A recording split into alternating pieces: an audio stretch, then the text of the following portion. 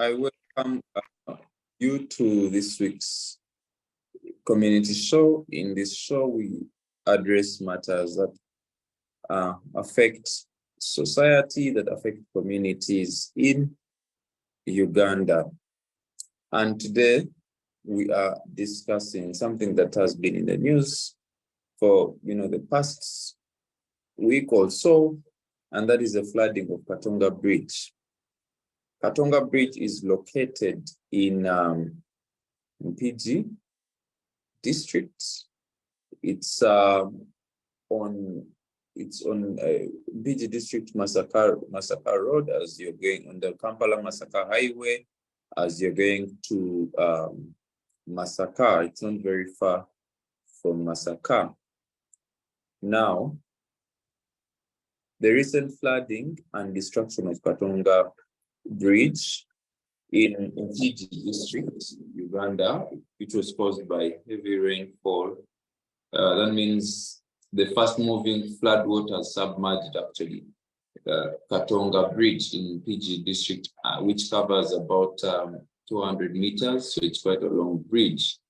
And it was rendered unusable after those heavy rains. And a section of it was destroyed, completely. A section of it was washed away.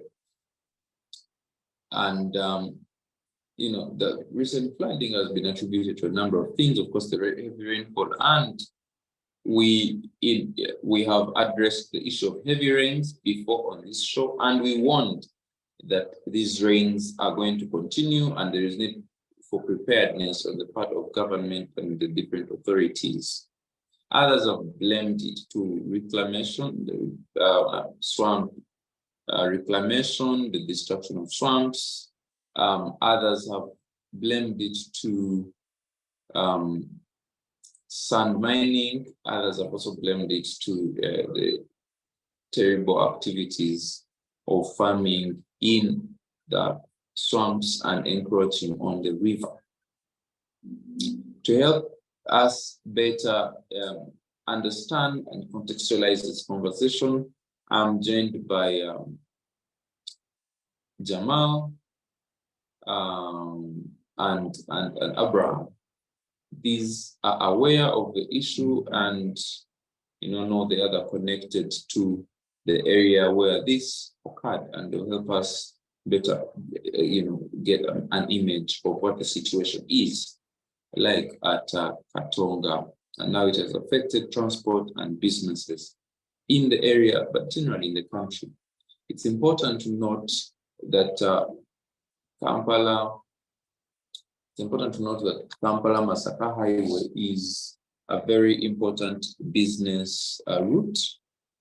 It's also the gateway to Uganda's neighbors such as Tanzania and Rwanda, and the other Congo. So many people use it for trade and as the main route to the western part of Uganda and southwest Uganda. So I would ask each one to introduce themselves, and then we shall kickstart the conversation. I'll begin with you, Abraham, Jamal, and then Jamiri.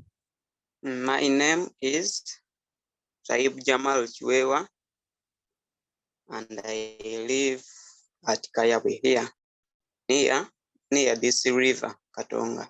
Thank you very much, Jamal and Abraham. Okay, over to you, Jamiri. Please introduce yourself. My name is Jamil Virende. Jamil Virende hails from Bujiri district, but I am now a bona fide citizen of Masaka. I've lived here since 2010 in Masaka city here. Yeah, I work with the Masaka City Council and also other responsibilities. Yeah. Thank you very much. Abraham? Okay, Abraham will introduce himself later. Bram is a journalist and also an auditor with some knowledge of that area of Uganda. Now, I want you, Jamal, to paint for us a picture of what happened, what is on ground. You know, in your introduction, you said you are in Kayawe. Now, for context, Kayawe is in Mpigi district, and it's just a few, I should say, kilometers. It's very near the Katonga bridge. So I please explain to us, as someone who is on ground, what happened and how, you know, and how what the situation is as we speak. Right now, what is on the ground here at River Katonga, vehicles cannot pass through. No one can cross from Kampala to Masaka and vice versa. And currently, the people who want to go to Masaka, they use Namirembe route, where there is a use of boats on water up to Golo. And then those ones who are from Masaka and they want to use this route, they also use the same route of Namirembe, using the boat up to Kayawe, and they continue to Kampala. So that is the situation here. So you are saying that people are using boats to cross the river, to cross on to the other side. Some people are using boats, and then others are longer route. Not to cross the river. There is another way before you reach this bridge at Katonga. It is called the Namirembe. That's where people, that is the route that people use. Kayawe people who are going to Masaka, you just get a border, and it can cost you 5,000 shillings from Kayawe town to Namirembe. Then you board a boat from Namirembe up to Golo, and then you continue to Masaka. That is the only way one can travel using this route. But before that, people were directly crossing the bridge using vehicles. Now, possible people have to use you know, boats because of that. Okay, thank you very much for that context. I want to come to you, Jamiri. Please paint for us a picture of what transport looks like as a person in Masaka. When one hears that the bridge was cut off, maybe there is not any other movement. You people are cut off from the rest of you know, the region. The rest of Kampala, you know, you're cut off from Kampala. Is that the case? And how are people navigating this? To you, Jamiri. Sorry? No, this is to Jamiri, not Jamal. Right. Mr. Birende, how are people navigating, you know, this? Yeah, it is an interesting one because we are having Jamil and Jamal. Yeah, it's a pleasure. Yeah, I want to thank you so much for this opportunity. First of all, it is absurd that we are going through this situation. You know, this road is a sensitive one. It connects Uganda to over 4 border countries. It connects us to the Democratic Republic of Congo. It leads us to Burundi, Rwanda, and Tanzania. So the River Katonga is such important but the bridge as well is equally very, very important in as far as transportation and the business sector is concerned in the whole region. The news of the bridge caving in, or the road having been cut off, was realized on the 11th of May. And I want to tell you, ever since the 11th of May, business has not remained normal as it used to be. The number of business in terms of trade and commerce, business in terms of administrative work and government work, and most sectors that are this side. You must agree with me that this country relies mostly on Kampala, and most of the services that Ugandans enjoy in this country majorly come from Kampala. And so we're getting difficulties in commuting from Kampala to Masaka and beyond. Right now, as an alternative route, of course, after the police condemning us from using that road, we now use the Masaka, Villa Maria, Sembabule. We connect up to Gomba, then Tambala, and then finally Mpigi. It is costly because from Masaka to Kampala, it will take us about 2.5 hours. And these are about 130 kilometers from Masaka to Kampala. By now, the havoc that people are going through, commuting all the way from here to Sembabule, all through Gomba and Vitambala, it takes you over 4 to 5 hours. You see, this brings about an increase in the kilometers by about 56 kilometers. So you can imagine the implication that has on fuel and the cost as well. So it's challenging ever since that happened. And it's not that it's only that. There is actually the other section of Katonga River, between Kalungu and Gomba. There was also that shortcut. People maybe could navigate through. But sadly, even that section was also spoiled, or it was also carved off. I mean, the connection between Gomba and Kalungu also was cut off. And so people are now forced to move very long distances as far as Chisozi and then connect, which is hectic. It is affecting a lot, and the offices here that are supposed to be getting services, for example, the institutions especially, the institutions whose lecturers, for example, fire institutions, whose lecturers must commute from Kampala.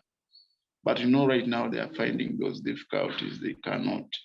Fortunately, there is the blended form of learning, maybe Zoom, but it's not effective enough that it requires some people to be physically present. So the institutions are suffering, the businesses are suffering. And also, we have actually started realizing an increase in the prices of commodities, especially those that are coming all the way from Kampala. We're also getting a shortfall in the supply of certain commodities. For example, some PEPS products are getting out of stock. For example, if you're a fan of Apple, for example, Mirinda Apple, it is out of stock in Masaka, and really people are feeling it. And of course, you can bear with those companies. Incurring those extra costs implies something, an increase in the price, which the market may not accept. So it is really challenging, and Fortunately, UNRWA and the government, I think, are trying to intervene, but then that will take us about a month. So it is really very challenging, and we need to be prayed for. I won't submit as of now. Okay, thank you. Thank you for that context. And I mean, if Masaka, which is ideally near, is getting stockouts, what about other districts that are, further? And perhaps Masaka is more advanced, but then the other districts up to up till Kisoro, or Kabale, the districts that are really at the border down there. So it's that context you've shared with us is very imperative, and it gives us a clear picture of the problem at hand. I want to now go to the question of how come this wasn't seen coming, and who do we think is to blame? One of us say, so who do we think is to blame for this? Jamal, you live in the area. What would you think is the cause of this? When it's all said and done, we've blamed the statistics, we've blamed this and that, the big blames.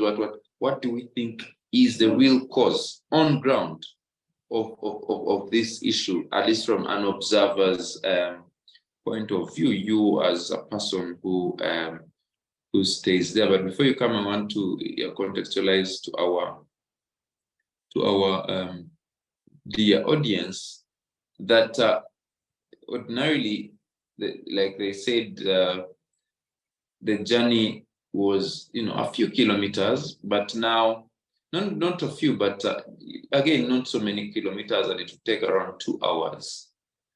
Now the journey is longer by 56 kilometers, which is way long, and the journey that was a few kilometers now has to take people 5 to 6 hours, even longer, because the many roads that are being used are Maram roads and roads that are in a terrible situation. So it becomes way hard for people to move, people to go to hospitals, emergency response, and we know many emergency services are located in Kampala, so they take longer to go to Masaka. If it's an emergency medical situation, a person would have to be airlifted, and we know that helicopters are not a common thing in this country. All flights are not a common thing in Uganda, so it's still becoming a challenge. Now, going back to you, Jamal, what do you think is the cause of this this flooding from your point of view as a resident of Kayawe? The contractors were not eligible. The one who constructed that bridge, I don't know which criteria the responsible authorities used to give contract to the ones who constructed that bridge, because they knew very well that the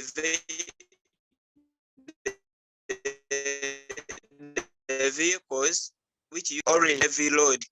And may I think that is the prime cause before we look at any other thing. Thank you. But I mean, now to you, Jamie, one would wonder, was this unforeseen? How could this be not foreseen, considering that the bridge Katonga has broken down? This is the first time it has broken down. almost every December, they have to fix this bridge, to accommodate the heavy vehicles that during that time ply the route, So one would think that this time round, it would have found the rains would have found us in a better situation, would have found perhaps the road much better and willing, not willing, but much better and able to accommodate the heavy waters, the many cars, all that comes with the season that is of heavy rains. So why was this not foreseen? Yes, thank you, Alex. There are quite a number of reasons as to why that happened. If I am to put it to context, this country has one big problem, and that problem is every one of us does work that whom it may concern. That whom it may concern aspect is affecting lots of projects in this country. And just like Jamal said, I guess that must be the reason as to why such things are happening. We wouldn't be doing that same work on a yearly basis every December. No, in a serious country that would not be happening. But because the to whom it may concern mentality is within us, that is why we see shoulder work being done in most of those, especially government projects. I don't know, but something has to be done with our service providers or the contractors. The challenge starts right from when the bidding starts. When the procurement process starts. People always get money exorbitantly from the bidders.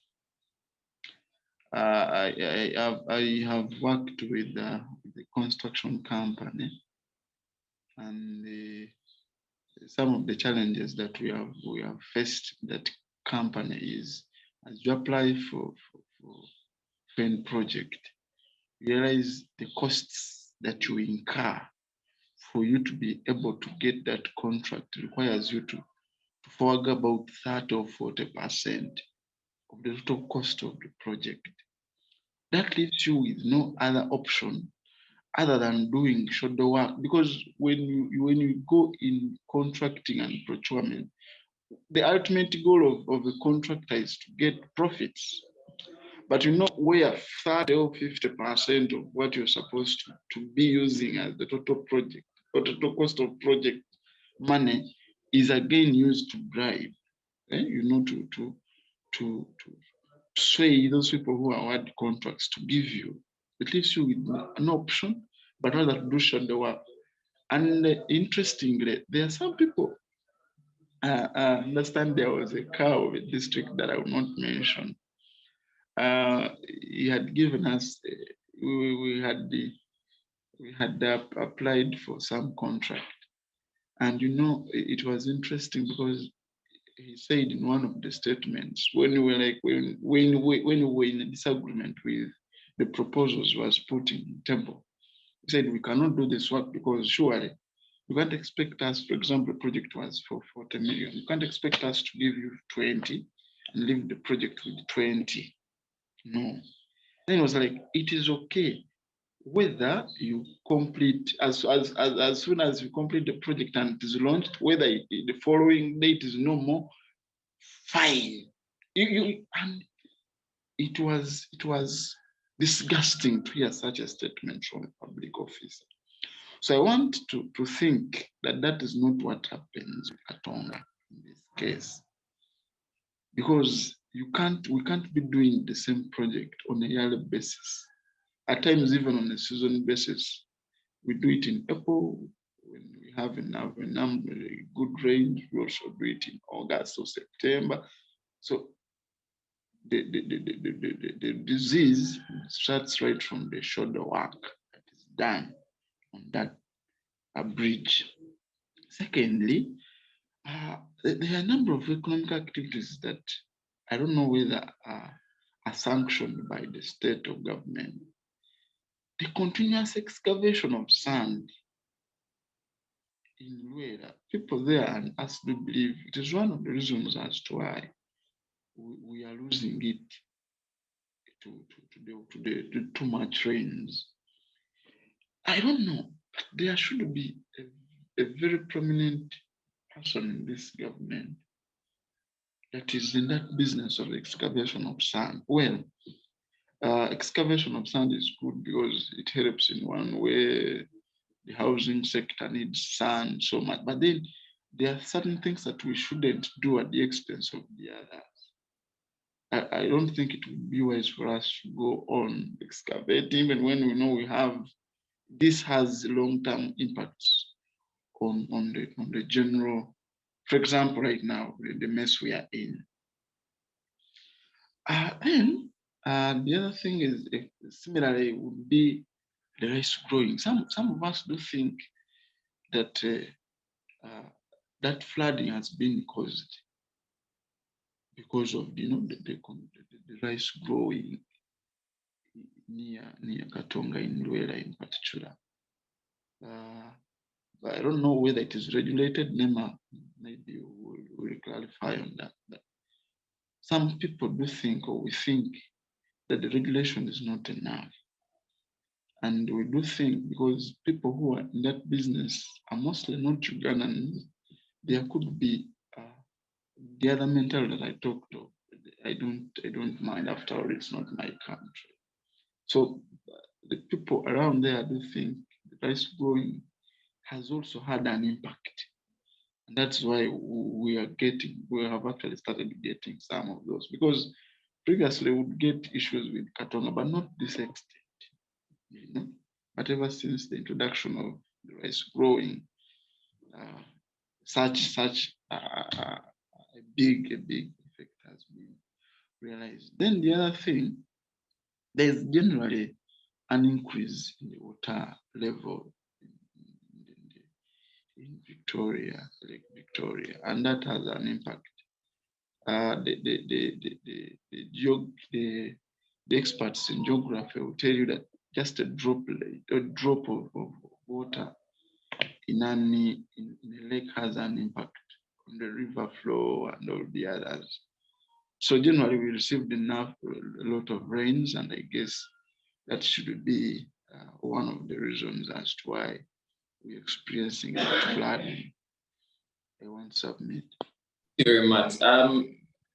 It's important and interesting that you have ended with attributing this also to the heavy rains. The executive director of the National Environment Management Authority of Uganda, Dr. Birerenga,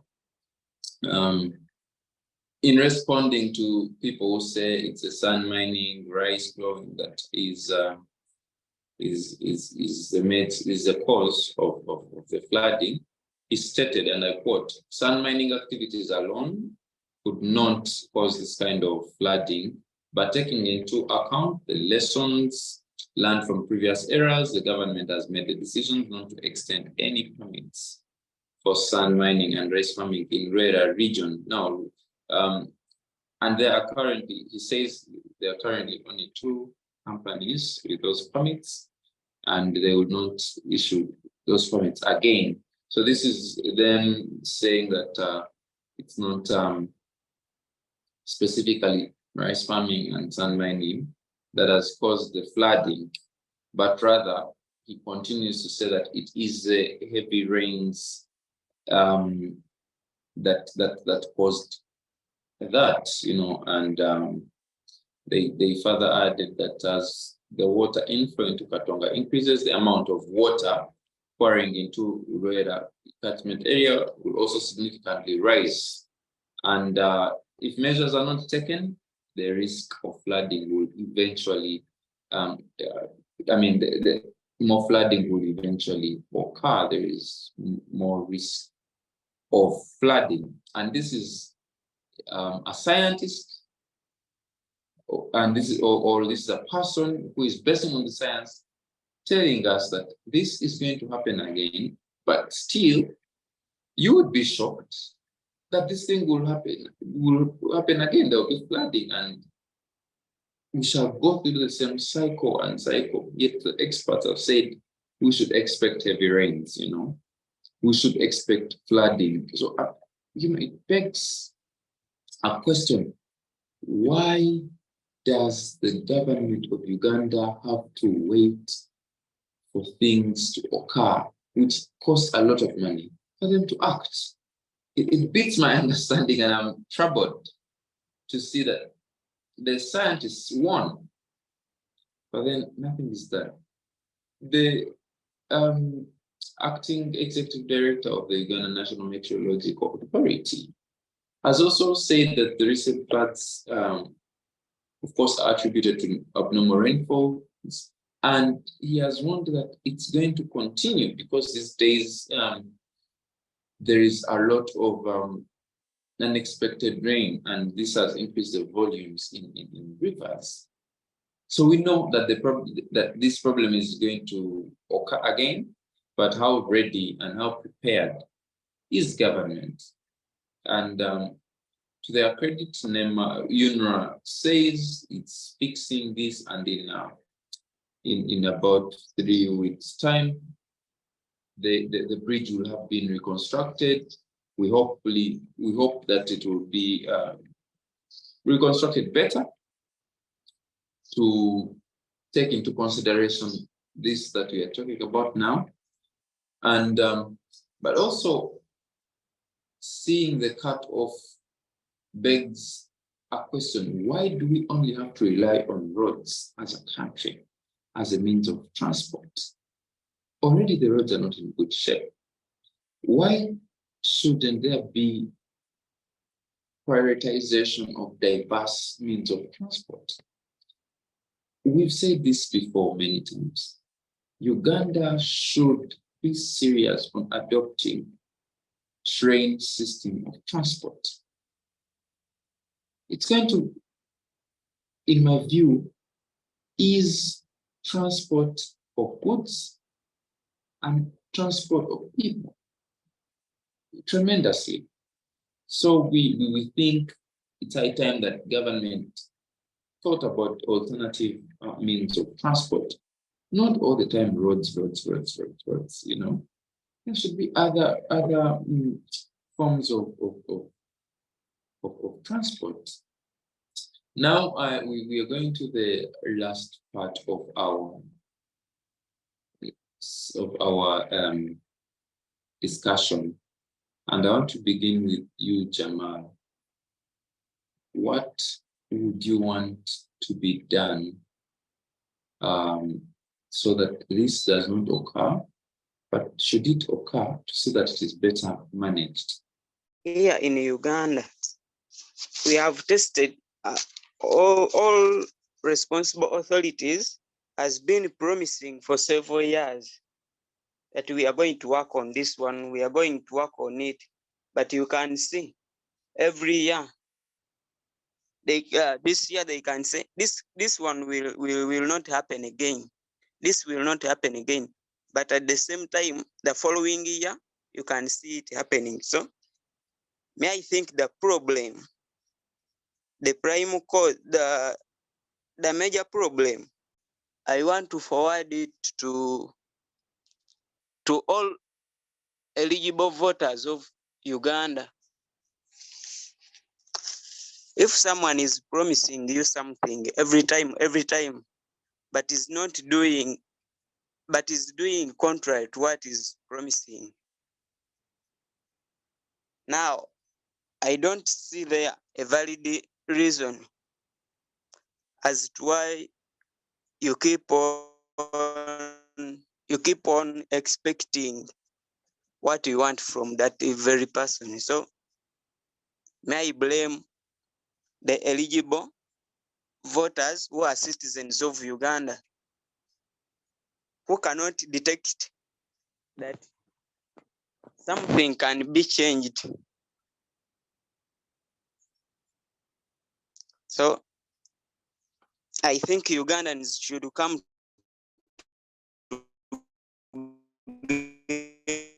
together, make sure that such challenges do not happen on a yearly basis. The problem is with Ugandans, not with these authorities, the NEM and the UNRWA and other authorities. Because for them, they will keep on promising. They have been promising ever since they came to existence.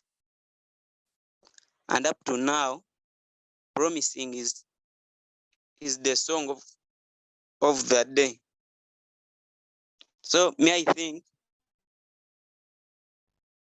the citizens of Uganda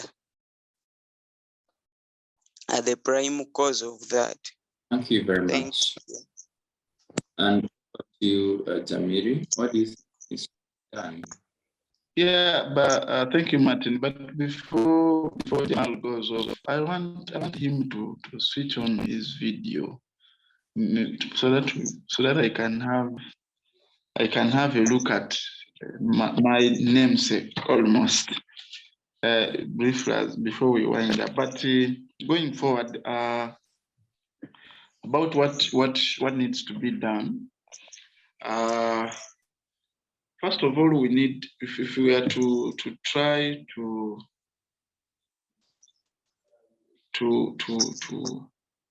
stop or to lessen chances of this Katonga being regular song, I want to request UNRWA and its engineers to come up with a well-designed plan which is updated. Perhaps the plan that is currently there was drawn some years back.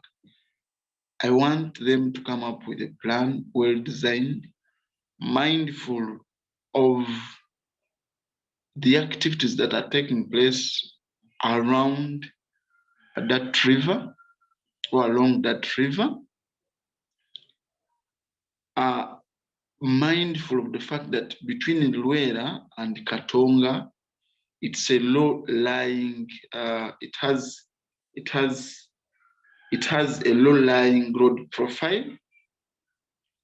They should come up with plans that are mindful of all those facts, so that whoever is given a task or a contract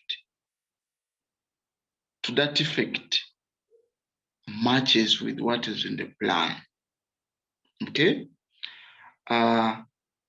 In that implies that the culverts that has to be installed along that river should also be big enough and with enough concrete, all-weather, all-weather friendly, so that we don't realize something of that in the near future. The other thing also is they should realize the fact that this is it is a trans East Africa route. Like I told you, it connects Uganda to Burundi, Tanzania, Rwanda, So they should be mindful of the fact that the vehicles that pass onto this road are always these heavyweight vehicles with a lot of merchandise and goods. So while working on the drainage system, they should ensure the drainage system is up to the required standard to match the weight of the carnage on the road. The third thing that I think should be done is let there be regulation of the economic activities between Rwanda and Katonga. Those economic activities should be regulated.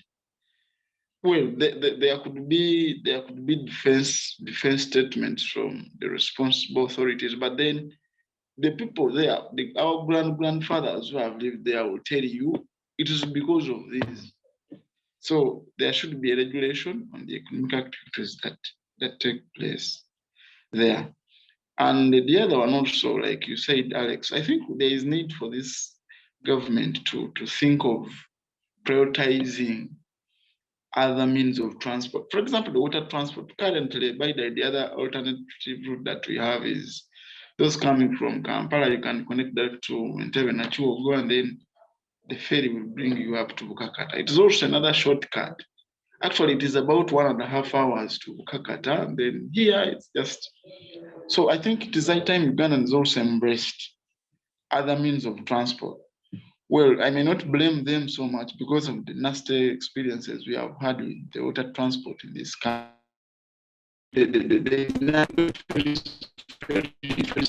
Fortunately, the government has come up with some ferries like DMV, Kalanga, and all the others. I think it is high time we appreciated that, even other sources of, even other transport types like water is a good one and it's actually cheaper. But Ugandans fear traveling on water or traveling by water. The train system, Alex, like you said, would be the most preferable means. But then, given the poverty of this country, the state at which we are in terms of economics, I mean, we may not realize it, but then there should be an effort. There should be willingness within the government to ensure they introduce the train system. It could not be covering the whole country, but at least we can give it a shot. For example, one of the roads that I think a train system would be inevitable, and the better one is that of Malaba Road, Malaba, Kenya, Malaba, Busia, Kampala. If that road had a bridge other than River Nile, like Katonga, would be experiencing that on a monthly basis because there's a lot of traffic on that road. So there is need for government to embrace also the train system because it is better, cheaper, and convenient. Thank you. Thank you, Jamal. I've now had a look at you. Thank you. I'm happy to join you in this show. First of all, as I was introduced, my name is Muganz Abraham. I'm a journalist at the same time I'm an accountant. Now, let's turn to the topic of Katonga. Katonga, I'm wondering why people are really surprised of what happened at Katonga. Because when you look at that stretch all the way from Rukaya up to Wama, that stretch, it is not the first time it is being cut off. This is like the seventh time, River on Katonga, River Katonga. That Rwanda part has been cut off more than like 7 times. Floods have been happening there and the road is totally cut off. People get stuck. Comes, patches the road for 1 or 2 times, life goes on. But you see, we failed to learn lessons. Failed to learn lessons and find a long-lasting resolution.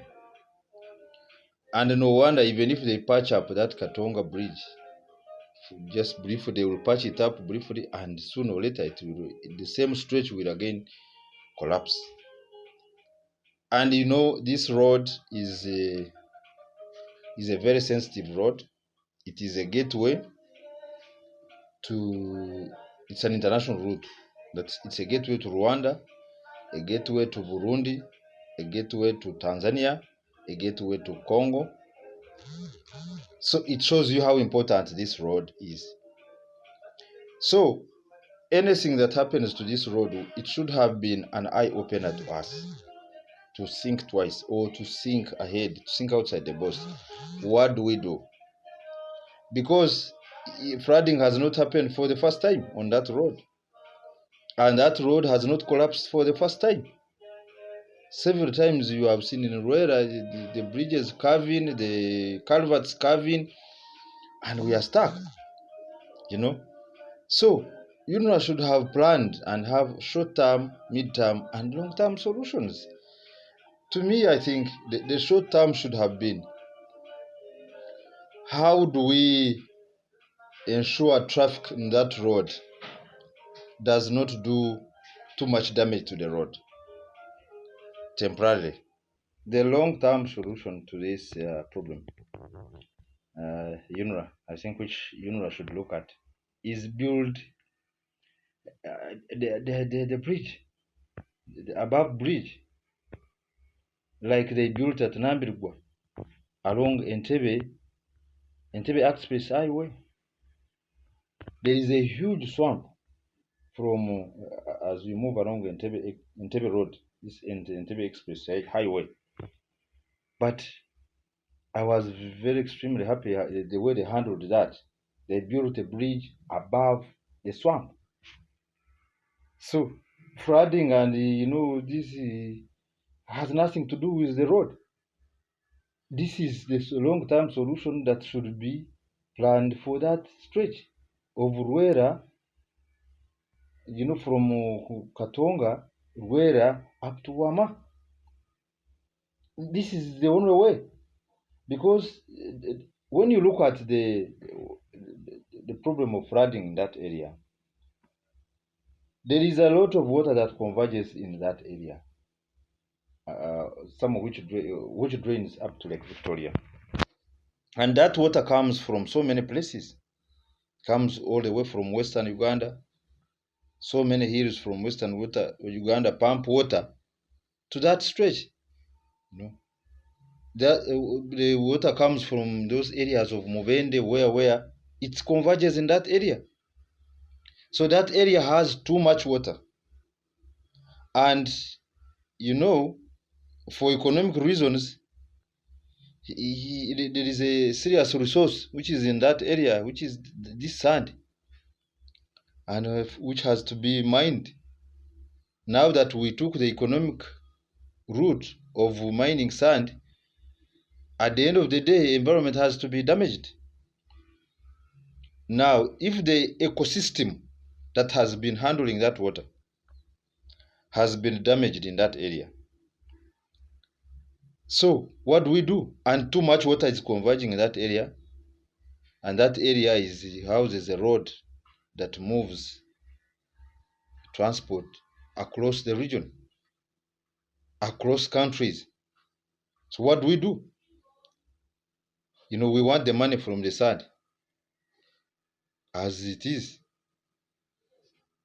we want vehicles to move. The route cannot be cut off. There is too much water coming into that area.